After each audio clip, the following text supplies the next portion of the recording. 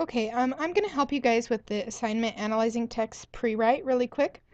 For this assignment, all you have to do is fill out this information. You can find the assignment and the readings in doc sharing. And the doc sharing works from the bottom up. So you'll see my journey here first at the bottom, analyzing documents. Here's the Gettysburg Address by Lincoln, the Four Freedom Speech, and then this Analyzing Text Prewrite. So everything will kind of work from the bottom up. For this assignment, you need to think about the purpose. Why are you writing this essay? And beyond just the fact that it's an assignment for class. Obviously, you're going to be comparing and contrasting the two speeches, right? Who is your audience? Obviously, I will read it, your teacher, but someone else may read it too if you chose to publish it. So who would read this if you were going to publish it? You can write some similarities and differences about the two speeches, and you can use your Analyzing Documents assignment to help you with that. So, for example, what are some similarities? They both deal with the topic of war, right? Now, a difference is that the Gettysburg Address deals with the Civil War, and For Freedom Speech deals with World War II. So even though they both deal with the topic of war, they both deal with different wars. And remember that you always put quotation marks around the titles. So you're just going to list 5 similarities and 5 differences. And then you're going to come up with a thesis statement that is going to be the last sentence of your first paragraph when you actually write the comparison contrast essay. Your thesis statement generally will start with a word like after, although, because, before, when, since, if, even, and it needs to be an occasion position statement. So your occasion would be the reason why you're writing. So back up here at purpose, right? The reason why you're writing, and your position is what you are going to plan to prove or explain in your essay. And we already know that you're going to be proving that there are similarities and differences. So the second half of your sentence needs to say something about similarities and differences. So if your purpose is to look at the two speeches, you could start out saying, after reading the Gettysburg Address and Four Freedoms speeches.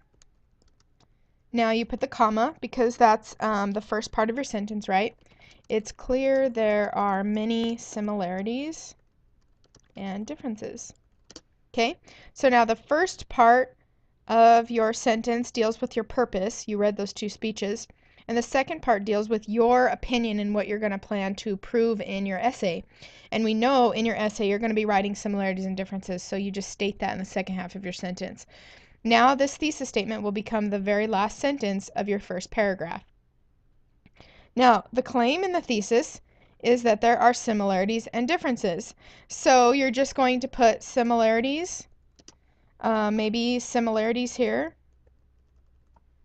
Oh man, I'm having a rough time spelling today.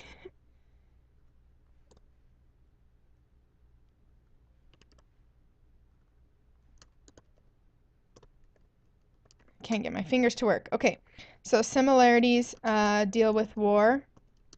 So we'll just say topic, war. Another similarity is both by past presidents. So this is just basic, rough words or phrases to help you remember what you're going to talk about here. Okay, differences, 2 different time periods.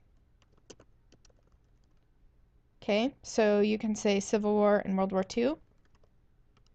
Differences in tone. Okay, so, and then here you would just say Gettysburg Address, and then you need to actually find quotes. So you can just scroll through the speech and somewhere you should be able to find the time period, and I know you can even look it up if you need to.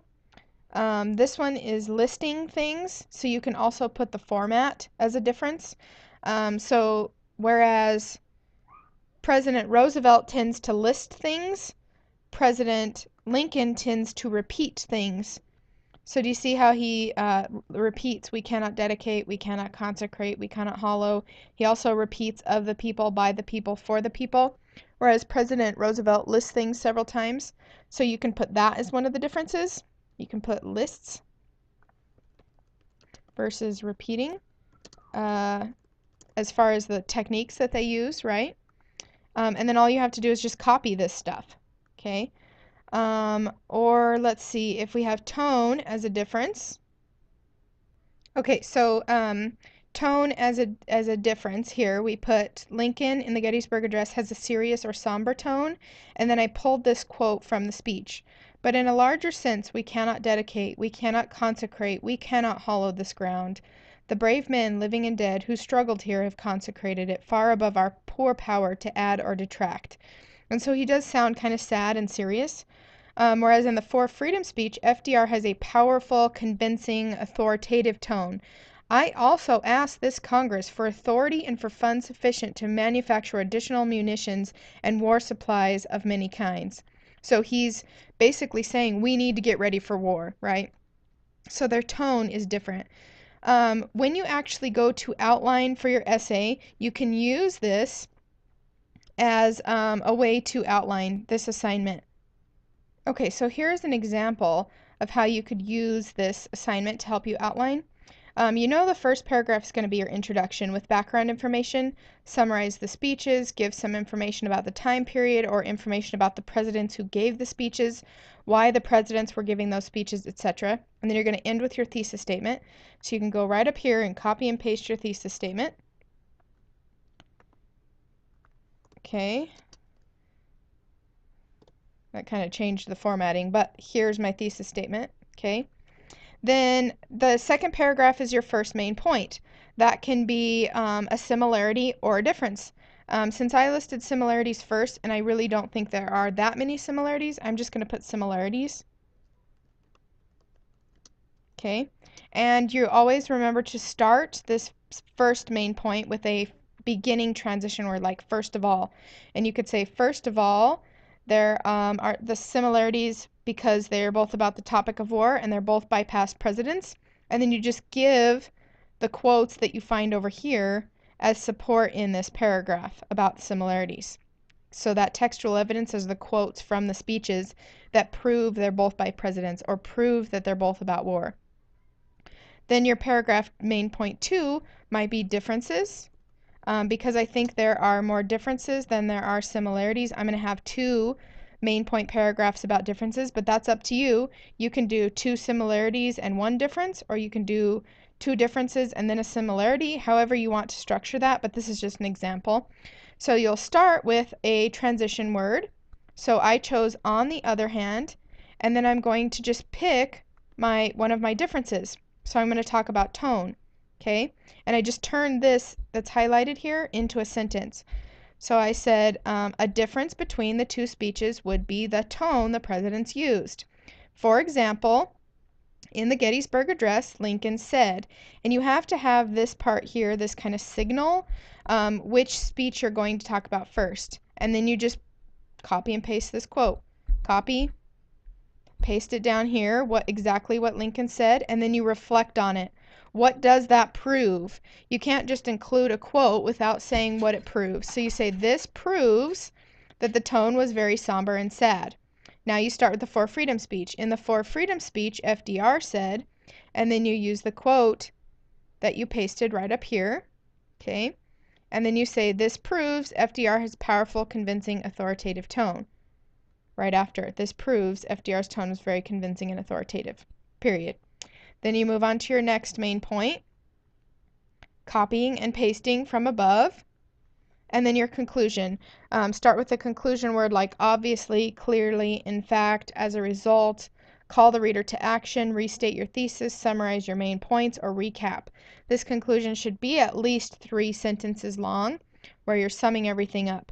So that way you have 1, 2, 3, 4, 5 paragraphs when you write your essay. So that's how this is a pre-write assignment. If you guys have any questions about this assignment, please let me know. Give me a call or text me, and I will see you guys later.